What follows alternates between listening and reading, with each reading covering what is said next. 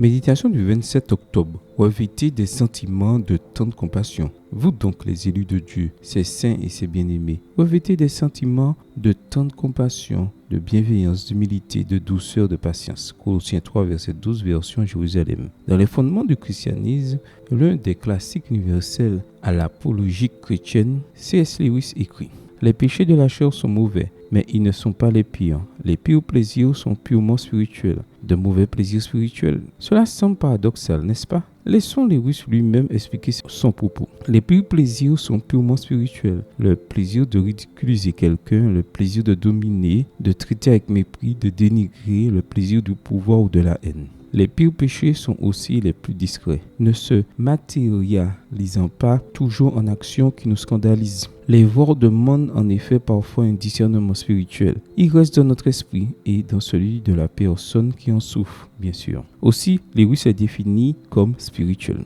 Toute notre attention est concentrée sur les péchés de la chair. Ce sont l'adultère, l'immoralité sexuelle, l'impureté, la débauche, l'idolâtrie, la magie, les haines, les querelles, les jalousies, les colères, les rivalités, les divisions, les sectes, l'envie, les meurtres, l'ivrognerie, les excès de table et les choses semblables.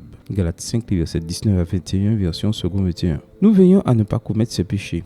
Mais nous sentons autorisés à critiquer, dominer, dénigrer et haïr ceux qui ont avec nous l'image divine en partage. Comme le dit précisément Lewis, une telle hypocrisie spirituelle nous rapproche plus de la perdition que ne le ferait une prostituée. Bien avant Lewis, Ellen White s'est exprimé dans le même sens. L'ivrogne est regardé avec mépris. On lui déclare que son péché l'exclura du royaume des cieux. Mais on est souvent moins sévère envers l'orgueilleux, l'égoïste et l'envieux. Et pourtant, ce sont là des péchés particulièrement odieux au Seigneur. Ils sont contraires à la bonté de son caractère, à l'amour parfaitement désintéressé qui est l'atmosphère dans laquelle se meuvent les mondes qui ont conservé leur intégrité. Extrait du livre Jésus, chapitre 3, page 46. Des regards hautains et un cœur qui s'offre, cette lampe des méchants n'est que péché. Dit Proverbe 21, verset 4. Le Christ est mort pour détruire tous nos péchés, tant charnels que spirituels. La meilleure façon de surmonter les péchés de l'esprit est de nourrir l'esprit. Paul dit: vous donc, les élus de Dieu, ses saints et ses bien-aimés, revêtez des sentiments de tendre compassion,